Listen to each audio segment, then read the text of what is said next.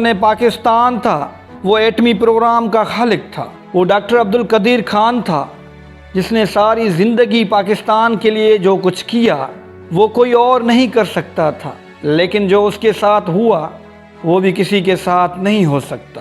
وہ جانتا تھا کہ اگر اسلام آباد کے پاس ایٹمی ہتھیار نہیں ہوں گے تو اس ریاست کا قائم رہنا ناممکن ہے۔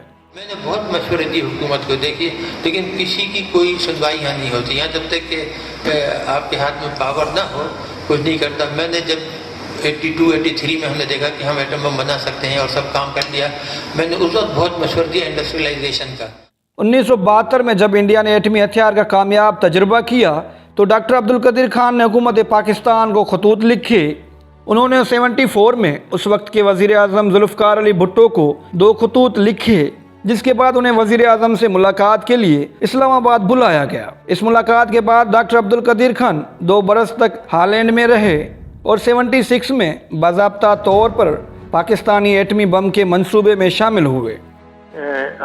On the weapons program, we had the same feeling and the same determination and same ideology as those people who were making Pakistan. Doctor Abdul Qadeer Khan 27 April 1936 کو متحدہ ہندوستان کے شہر بھوپال میں پیدا ہوئے۔ برِ صغیر کی تقسیم کے بعد وہ اپنے خاندان کے ساتھ ہجرت کر کے پاکستان آئے تھے۔ ڈاکٹر عبدالقدیر خان اعلیٰ تعلیم کے حصول کے لیے یورپ گئے اور وہاں 15 برس قیام کیا۔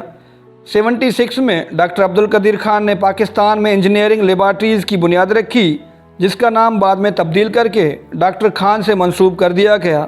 یہ ادارہ پاکستان میں یورینیم کی افزودگی میں نمایاں مقام رکھتا تھا۔ ڈاکٹر عبدالقدیر طویل عرصے تک پاکستان کے جوہری پروگرام کے سربراہ رہے۔ حکومت پاکستان نے انہیں نشان امتیاز اور ہلال امتیاز جیسے اعزازات بھی دیے تھے۔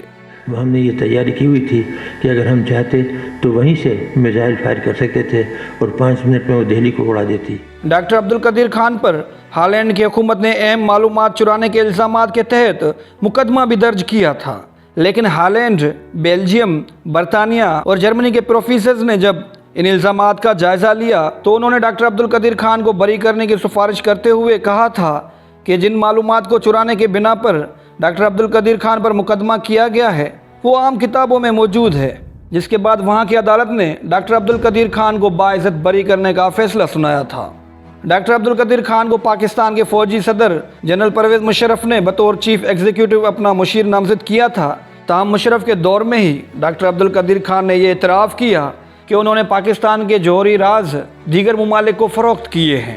I was confronted with the evidence and the findings and I have voluntarily admitted that much of it is true and accurate. My dear brothers and sisters, I have chosen to appear before you to offer my deepest regrets and unqualified apology. جس کے بعد doctor Abdul Qadeer Khan کو سزا ہوئی اور 2004 میں جب انہوں نے معافی مانگی تو انہیں اپنے ہی گھر میں نظر بند کر دیا گیا تھا۔ یہ نظر بندی 5 برس تک جاری رہی تھی اور اس کا خاتمہ اسلام آباد ہائی کورٹ کے حکم پر ہوا تھا۔ تاہم نظر بندی کے خاتمے کے باوجود ڈاکٹر عبدالقدیر خان کی نقل و حرکت محدود کر دی گئی تھی۔ انہوں نے آزادانہ نقل و حرکت کے لیے عدالت سے رجوع بھی کیا تھا، تاہم ان کی وفات تک اس بارے میں کوئی فیصلہ نہیں ہو سکا۔ سن 2008 میں ڈاکٹر عبدالقدیر خان نے ایک انٹرویو میں کہا تھا کہ یہ سارے الزامات اگر ایک ہی شخص پر ڈال دیں تو پاکستان بچ جاتا، اور ایسا ہی ہوا۔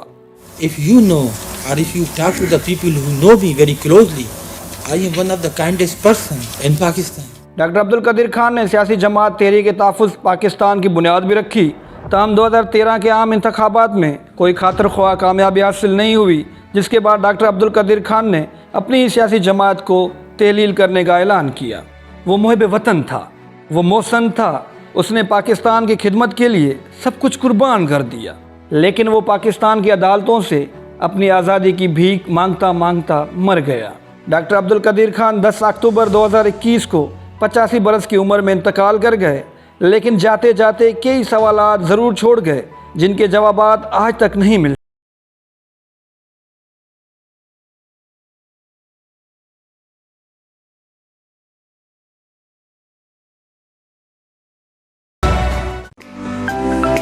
To watch more videos, please subscribe to our channel and click the bell icon.